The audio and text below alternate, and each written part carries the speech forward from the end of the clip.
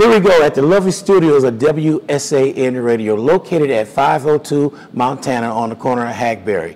We are in this black museum here. It's called the William Historical National Museum. We do a lot of our interviews and guest appearance right here in this spot where I'm sitting at. If you want to see more of our guests and see our past interviews, go to our YouTube channel, that's WSAN Radio SA, and once you go to that channel, you be going down rabbit holes. You want to see what did he say here, what happened there. So we're here for you. This is your platform, San Antonio. So come on board, come on down, and join the train ride, and come listen to WSAN Radio, San Antonio, Texas, downtown East.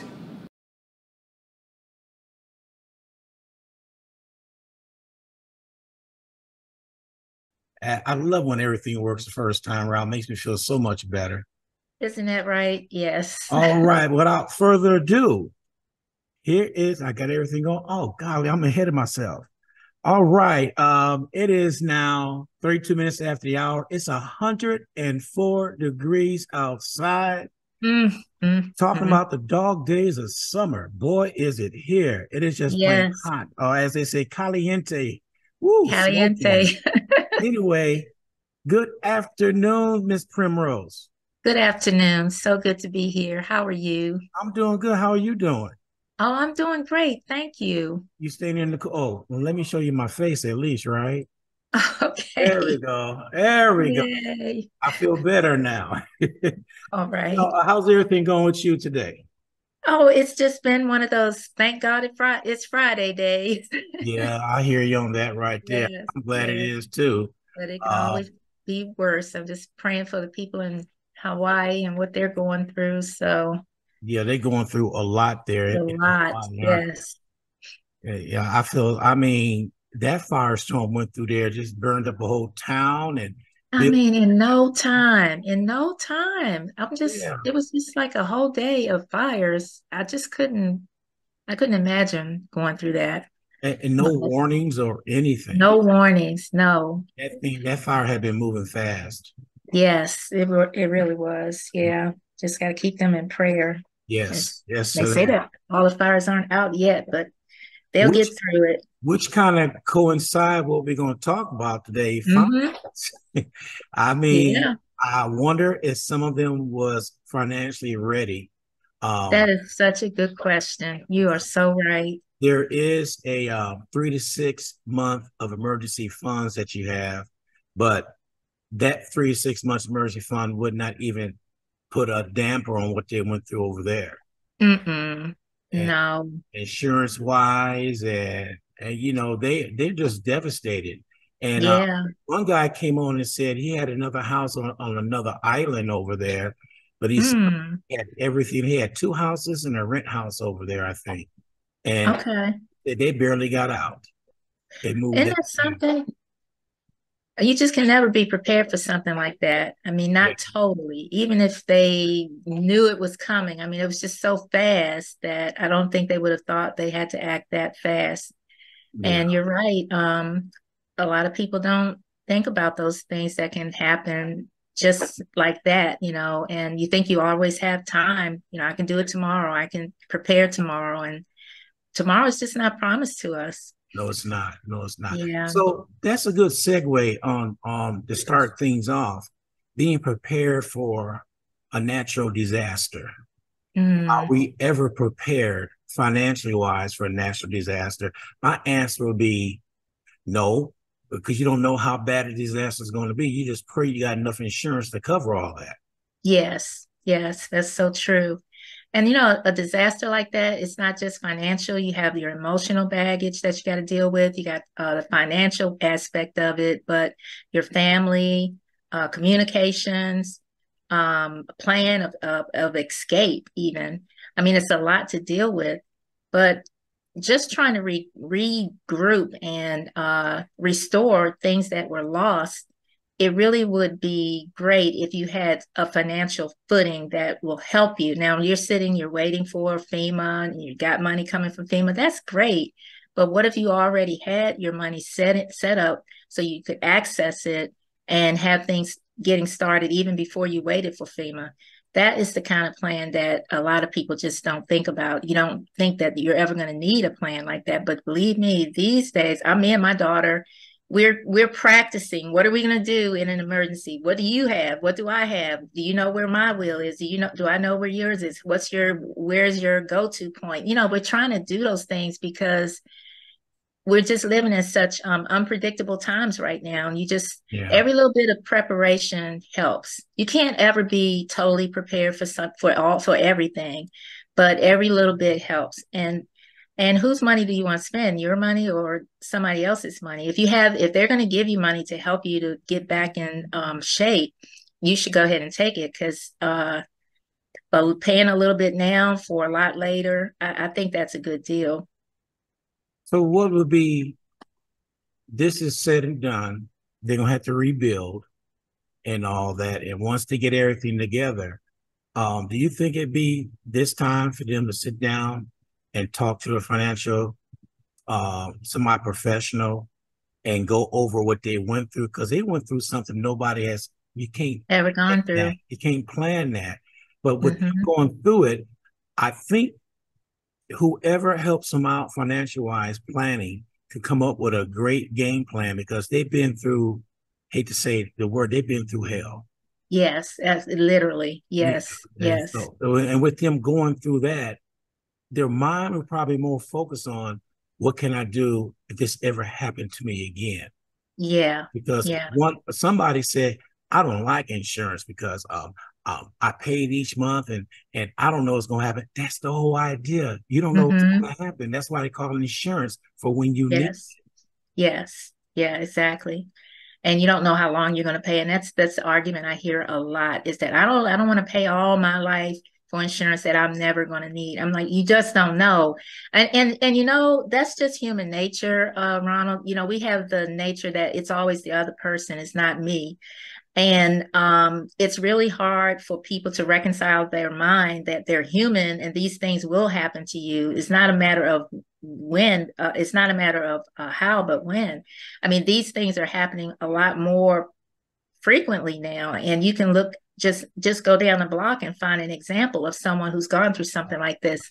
But it's just, people are where they are when they're at that point. But to get to your question, yes, after everything settles and you know what you have and what you don't have, and you're ready to rebuild, that's a time that you should sit down with your financial advisor. You have your money that you already have gotten from the government. Maybe you had some policies there, you don't really know where they are or how to access them. That's a good time to sit down with a professional to help you to iron that kind of stuff out, and make sure that you're getting what you're supposed to get from that policy. Understand all the riders that you have, understand all the different benefits that you have, and how quickly that money should turn around to you. Yeah. So So, you talking about the policies and stuff, and a lot of people probably, the policy probably burned up. To mm-hmm. be honest with you, I'm thinking that a good practice will be upload that policy to the cloud. So Absolutely, that is a good practice. yeah, so you can access it anytime. Everything is right there for you. You don't have to go around, look and find it and fight with their insurance company. They may say one thing, but you said your policy said something else, and oh, it's just going to be a mess. Or better yet, make copies of it and send it to a relative somewhere else to keep it for you. That's a great idea. I used to work for a data center, and we believe in backup. Backup is basically your foundation. Anything you do, you need to have a backup. When you have children, you have a backup parent for your children. When you have electric, you have a backup generator. So why would you not have a backup for all your documents? And so I think that's a really good plan. Definitely find someone who you trust who is in a different location, because if they're in the same location that you're in, that's not good. You both are going to get hit.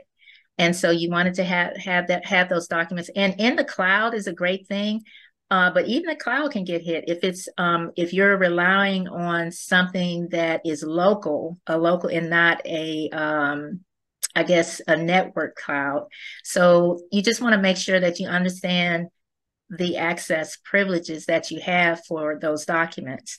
Yeah. Um, I think that we have policies that now, that you can do everything in the cloud. And I have one. I mean, I have a final expense policy that anytime I make a change to it, it emails my son in Washington, D.C. It emails my daughter here and anybody else that I want to have any part of my final expense plan. They get a copy of whatever the changes are, whatever I want them to know at that time. They don't have to get everything. If I change something and I don't want them to know, I can eliminate that. But I Yeah. try to let them know this is where you can access all my final expense things, my pictures, what I want for my funeral, my going away, all my wishes, my power of attorney, my medical directives, and all of that, all in one place. So there are ways that you can do that. You can do it with your whole life policy that you can get from someone that we partner with, Everest, and they will allow you up to, I think it's 3 terabytes of data to upload any documentation that you want. And you can send that to anybody, and you can designate access to whoever you want. Okay. All right. I mean, we sort of just jumped right in there, didn't Yeah. we?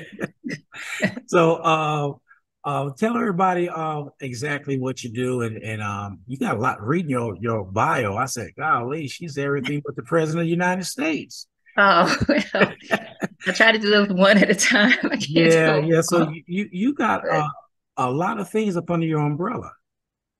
well, I'm just a small kid. From a small town, and I come from Washington, D.C. But when people think about Washington, D.C., they don't think about the town that I came from. I came from the hood in Washington, D.C., and I have first of all, graduated from the School of Hard Knocks. I know all the bad things that can happen when your family doesn't have money because I went through it. Yeah. And I know that my mom did the best she could raising 5 children on a single mom's income. But at the same time, I looked and I observed, and I just wanted something better for my kids. And so eventually, once I started working, because in DC, most people work for lobby firms. And so I started working for lobby firms, and I got as far as I could do with that, as far as being an administrative assistant. And I wanted to break into computers. I couldn't break into computers because they wouldn't allow me, because I couldn't study for it because it wasn't part of my job description. So I got, through prayer, I just asked, Lord, what am I going to do? And then my girlfriend called me from Texas and told me, you should come here because this is a big hub for IT. We've got all kinds of companies, Dell and Microsoft and different ones that were moving here. So I did. I took her up on it, and I moved here from Washington, D.C. back in 1998. And I've been here ever since. And I did break into IT. But, I made a lot of money, Ronald. I made up to 6 figures with the IT company, but I didn't know how to manage that money. And if you make a lot of money and you don't know what to do with it, guess what? You might as well not have any money, because it's going to be here today, gone tomorrow. Yeah. And that's what happened to me. I had some opportunities to invest and do those types of things, but I didn't understand all of that. So I blew through a lot of money, just having a great time here in Austin, understanding the party life and all of that. And then eventually I ran into this opportunity that I'm in right now, where we're very, very committed to financial education. I still had pretty good income, but I wanted to do something better with it and improve my credit, improve my income, and also leave something for my family. And so all of those things that you've seen on there that I've done, I've learned something from all of those things, and I've kind of have snowballed them to where I am now. But the biggest thing that I appreciate having the opportunity to do is educate. Even when I graduated from school with the information technology degree, I only did that by educating other people, because that's how I learn. I learned from sharing with other people, and if it hadn't been for me helping other people to get the concepts, it helped me to grasp those concepts much quicker.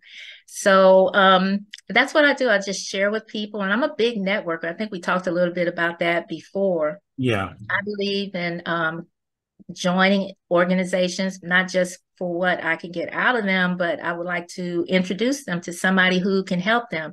Or I want to network with another business partner and do something for them that that they couldn't do for themselves. Maybe they're looking for someone in the insurance industry, or maybe they're looking for someone in IT, or all those backgrounds that I have connections through those backgrounds. And so I share that with other people because it's kind of like paying it forward.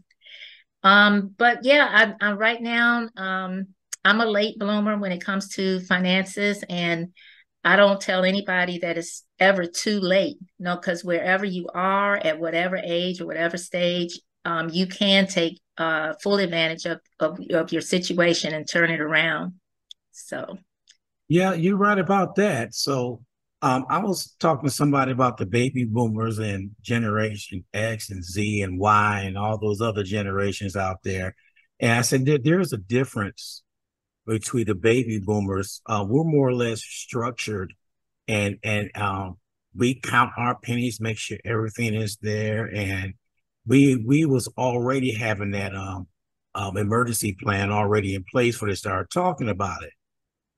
But the young people nowadays, they spend the day and wait for it tomorrow, and they sitting there, woe is me. I said, how can you get paid on Friday and broke on Monday? yes, You yes, know, that is so I'm true. living the paycheck, and they really don't want you to tell them anything because they know everything. If you did, you wouldn't be broke on Monday, Hmm. you know? So I think those the ones we really need to target is the younger generation, especially the couple that's getting married and buying a new home. There's a Hmm. lot they need to consider when they do all that, because that's a big chunk of change, being committed for a 30-year mortgage and not less being married, you know. See, Yeah, young people turn around, they want to give it up. They get in the first argument, oh, I'm done with you, and they're gone. But yet somebody's there holding the house. yes, yes. That's so true. And I do talk to women in particular when they're getting married, or when they're like in the middle of a marriage, or they're in a partner relationship with their husbands. Because a lot of times women rely on the husbands to do everything financially, and they don't really think they need to know anything about what the insurance is, or how much money they have in the bank, or what they owe on the house, or have they taken out a second mortgage. I can tell you so many horror stories where women thought they had this and they thought they had that, but then they come and find out that they didn't have those things. And so it makes it more difficult when you're trying to get your life back together and you don't have that partner there to rely on, and you just never knew what kind of a situation you're in. Well, of course, maybe you were on a two income household, and now it's a single income household. That's bad enough. But then to have a single income household and really know nothing about your finances, that makes it even worse. So, but when it comes to young people, yes, what is that phrase? Youth springs eternal. They do believe that they're going to be young forever. They don't think ahead. They don't think about that person that they're going to be 20 years, 20, 30 years down the road. And one thing, if I could go back, Ronald, and do something different, I would just always talk to my 50-year-old self and say, 50-year-old self, what would you like to have at that point in time? And then I would say, oh, I would love to have, a house on the hill or whatever, but you're going to have to sacrifice in order for me to have those things. But, we don't think like that. We think for the moment. We don't think about later. We just figure, well, I'm not going to be here. And I hear a lot of people say, oh, I'm not going to be here. Why should I worry about it?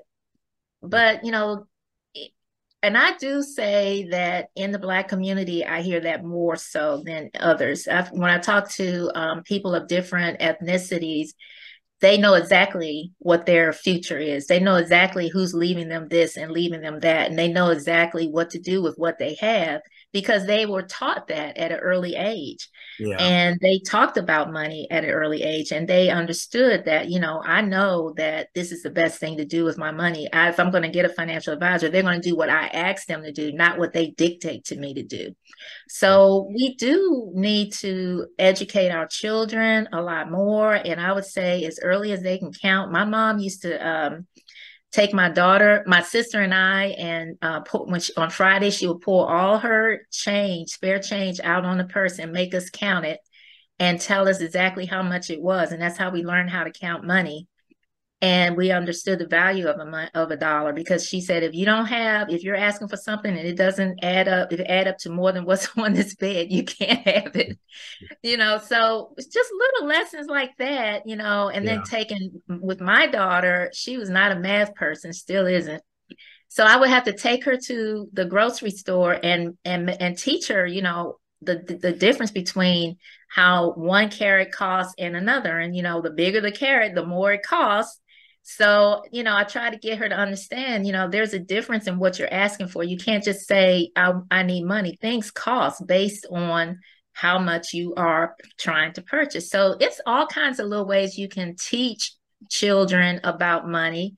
Allowances is one way, but I don't believe in allowances for allowance sake. They need to really understand that you don't get something for nothing.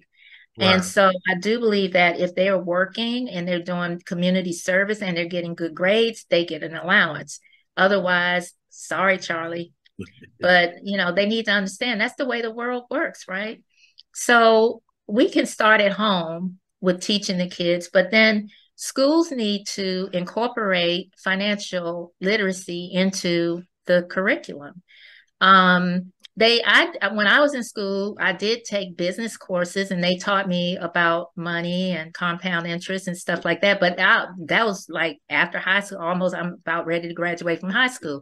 I could have benefited from that a lot earlier, because by the time I get out of high school, I'm going to college, then I'm going to get student loans and all this kind of thing.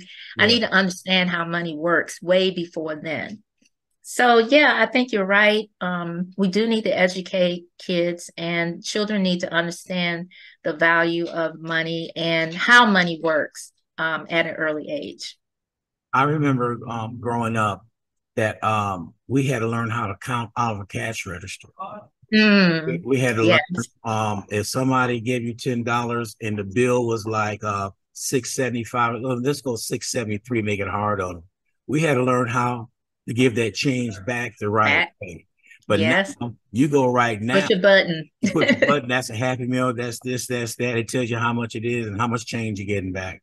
I know that's funny, because every time I go there with cash, they look at me kind of strange, like Yeah, yeah. I would have to figure that out. But you're right. We have gotten to a point where we don't have to exercise our brains much for anything anymore. I mean, I remember a time I could remember things a lot easier too, because like phone numbers and just numbers in general. But Yeah. now everything is just spit out for you. You don't have to really use your brain to What is think about that? anything. Is this that got us in trouble? Yes, yes, absolutely. The That's right. We got smartphone. so reliant on that. So Oh, reliant. we used to remember phone numbers like it was nothing. And now, Yeah. and now I found myself, it took me almost 2 months to remember my work phone number. Yeah. I didn't Yeah, I know it. agree. Back in the days, you could repeat anybody's phone number. You walk, what's so and so for? Oh, it's so and so, so and go on your merry way. Yes, yes, that's so true. And now it's almost like, what? You want me to write it down? So, what are the some of the things you run across that you see when somebody come to you and they tell you what they're doing, and back of your mind say, ooh, no, you shouldn't be doing that. You're not telling that, Mm, but in the back of your mind, you're saying, how did they make it this long doing what they're doing? yes, You know yes, how much money they could have saved if they did it this way? But when somebody come to you like that, is it like you break everything down to them and say, hey, let's start from scratch and this is what we need to do? yes. I do. I see a lot of people now, and when you talk about young people, cryptocurrency is the first thing they talk about. How do I get into cryptocurrency? The next bright, shiny thing syndrome is what I see a lot, is that anything that comes across the screen that says, okay, this is how you're going to make $1 million, people fall for that and they pour a lot of money into it. And then the next thing you know, it's not turning out to give them the returns that they thought. That's one thing. Another thing is not saving for things, but just trying to go out and get it on credit instead of not even have. I mean, zero down is not really a good idea. If you can pay for cash for something, you can always get a better deal. Mm. Another thing is not asking for discounts, just paying the price of something just because that's the price that they give you. Just ask for a discount. I've learned to do that, like, is that the best you can do? Yeah. Uh, what if I come back next week? What will the price be? Just asking how to save money based on asking, just getting out of your norm and disrupting your mind to do something different. But Yeah. yeah, people are creatures of habits. What they've seen their parents do, they repeat that. What they see their peers do, they repeat that. And what you see on social media, you think that's real, and you start pursuing that. And that's another thing that people do, is that you got a habititis. Um, you see something, somebody's got a bag, and they're like, I have to have that bag. It's a $2,000 bag, but I can't even pay my rent next month. But I've got to have that bag, because if I had that bag, I'm going to be faking it till I make it. That's another thing people have. They want to fake it till you make it. But you got to be realistic about where you are financially, because you cannot make it if you don't have it. You can definitely get into debt, very, to a point where it's no return. And it may seem like you're never going to be able to get out of it, but that's because you continually pour yourself into these traps. Yeah. So those are some of the things that I noticed that people do, is that they don't plan, and you want everything instantaneously, and you don't really want to save. And saving is something that nobody really wants. If I could have been that person that got that $1 billion lottery, oh, that would be great. But not everybody's going to be that way, and you just can't plan your life. And that's another thing. I had someone to tell me, Ronald, that was their savings plan. That was their retirement plan. They're going to pay $200 a month on a lotto ticket. And then when they hit the lotto, it's going to make up for all the money that they lost all over the period. I've heard this. I mean, these are things I've heard. I've had people say that if my whole family did that, it would make it even faster. I'm like, okay. Paying for other people's mistakes is another thing that I see people doing, taking out loans to help people who can't make it, or, from day to day. Yeah, we're all struggling and we want to help each other, but you got to do it in a healthy way.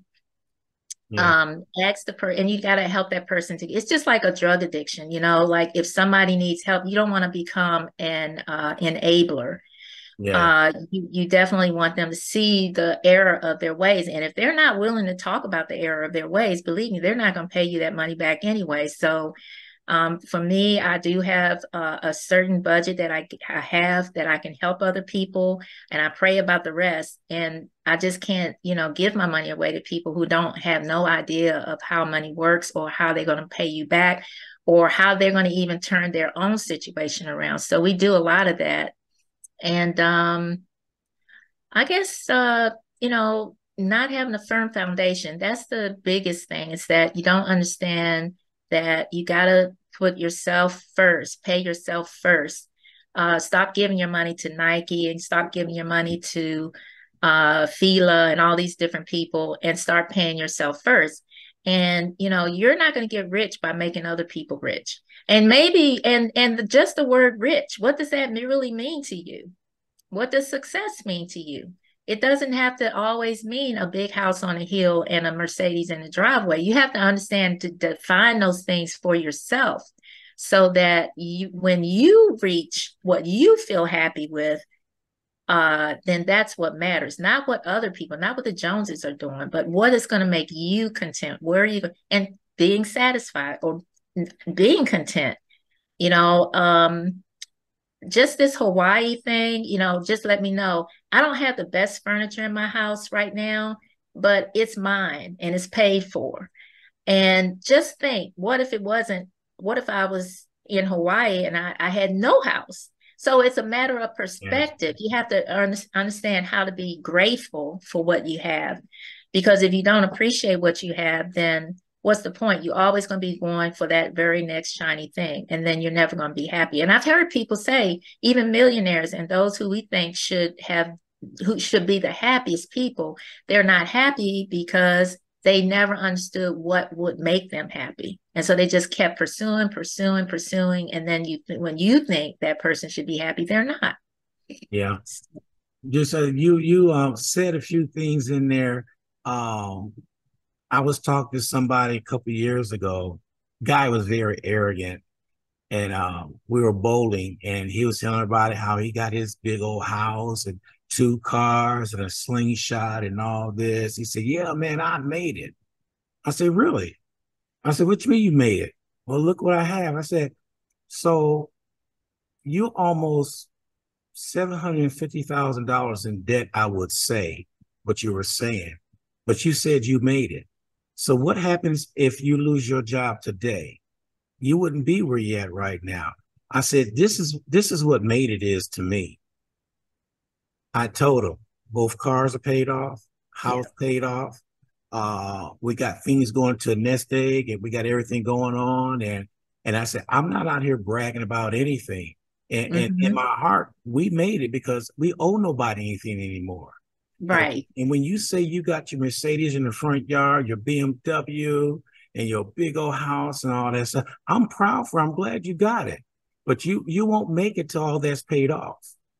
Yes. Yes. That's exactly what I agree with. I agree with you 100% right there. Yeah. No. That's, So never brag what you have right now, because if it's nowhere close to be paid off, it may be gone tomorrow. hmm. Yep. Another point I True. made about people want that quick, rich money real quick. I do this on purpose, and share it with my viewers. Somebody turned around and said, "You want $5,000 real quick?" I said, "I know it's a scam, but I'm gonna go with it." I said, "Sure." So they came back and asked me my Cash App account, which I gave them. The one I used to have is not active anymore.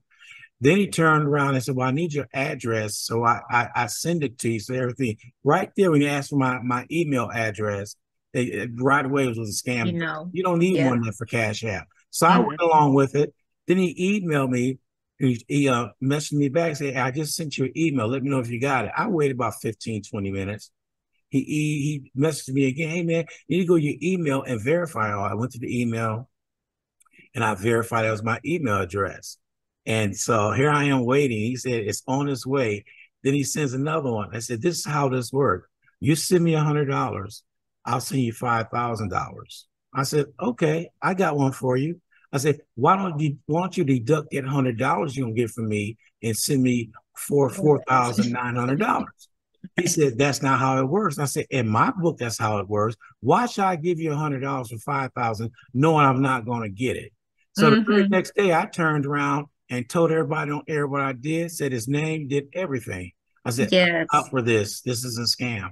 I do things like that just to I know I'm not going to fall for it, but I do Hmm. this to let everybody know, be aware for this person right here trying. There's no free money like that. Yeah, that's right. Put them on Front Street. That's what you need to do. People need to be aware.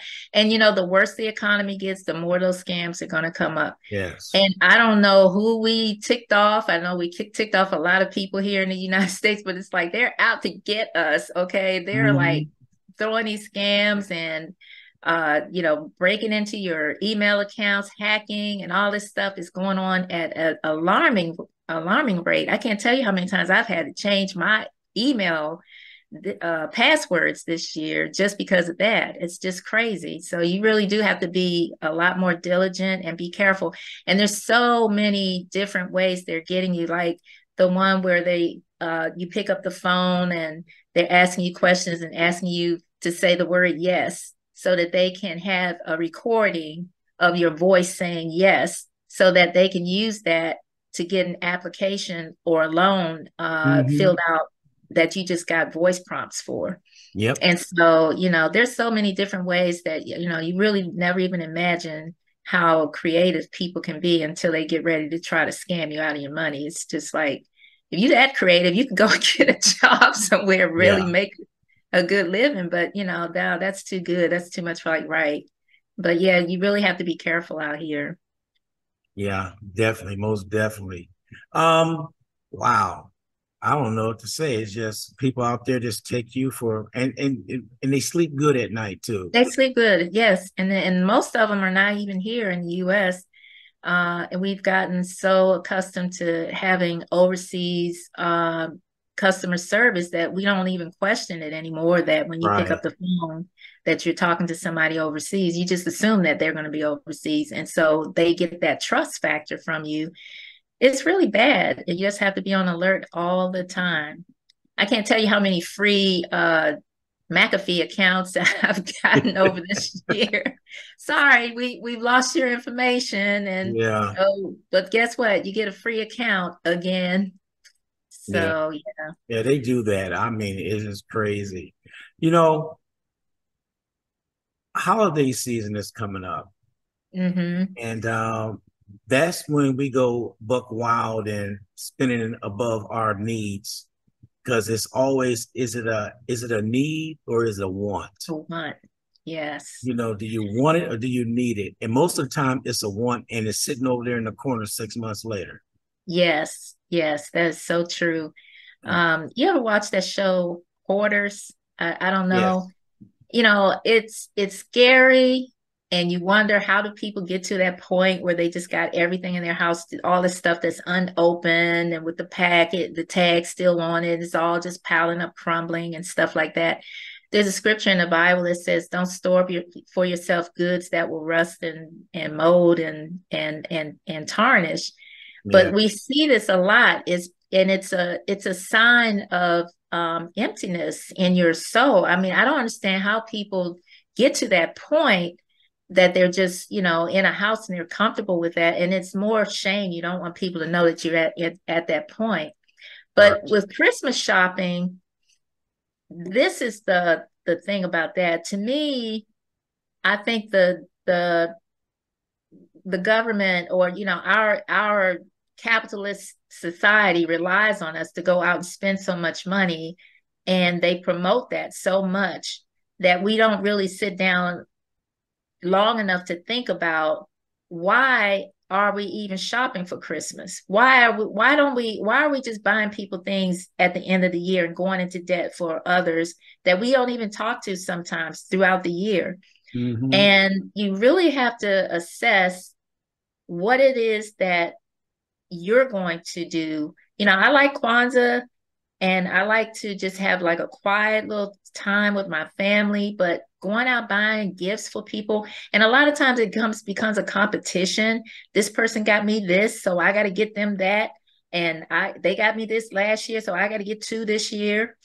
And it really has nothing to do with peace and holiness or any of that thing that what Christmas is supposed to represent. It's all about uh glitter and gold and greed.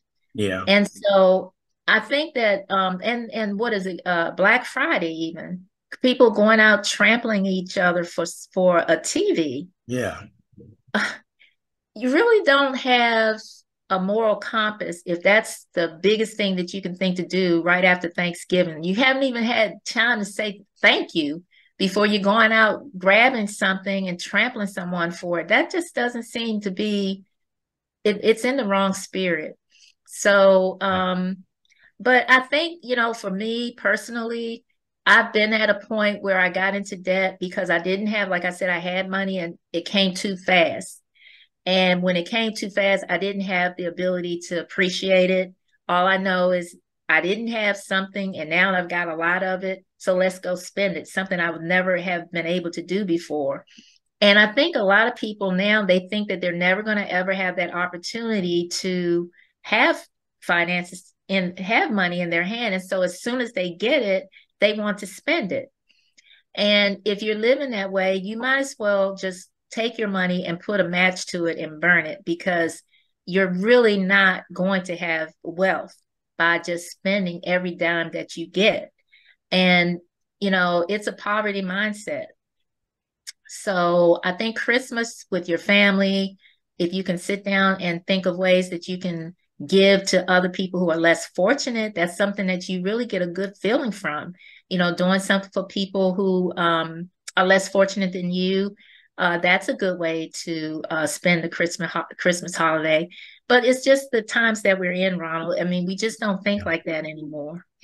Yeah, I know what you mean. I know what you mean. So, um, in closing, what I want to do is I definitely want to see you back in October.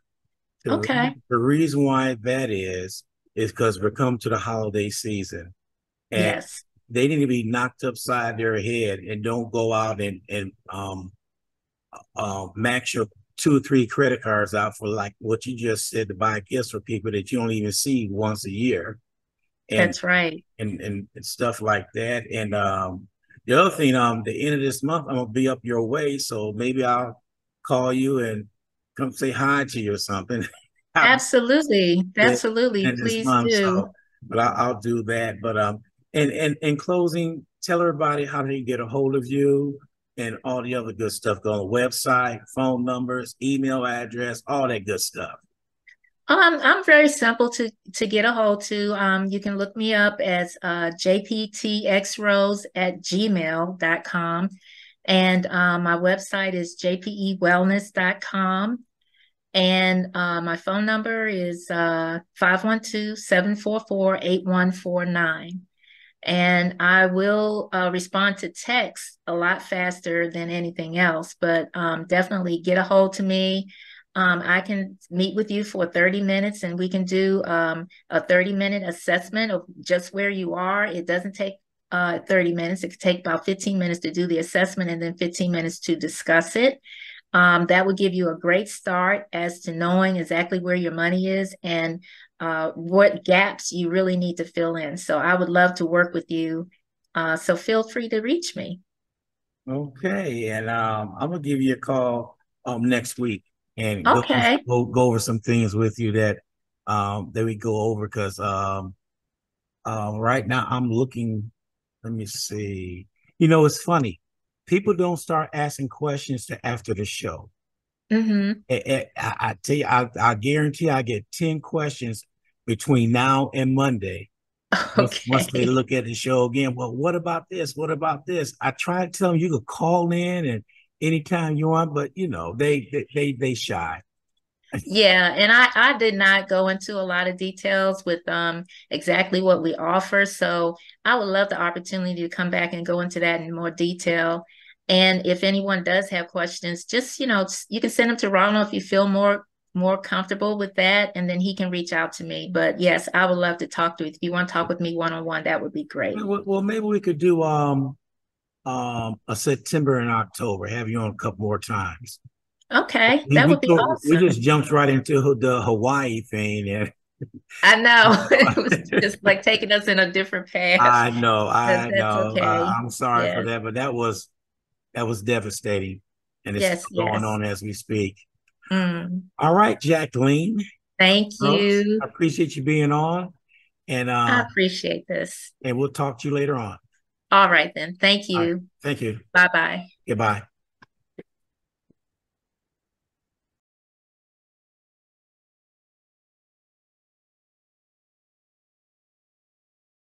We welcome everybody who listened to our guest today, and we appreciate you chiming in and let us know what's going on. If you have anything you want to talk about, please hit us up at 210-461-8034 or hit us up on our website, wsanradio.com, and we will be glad to have you come on board and be one of our guests. Thank you.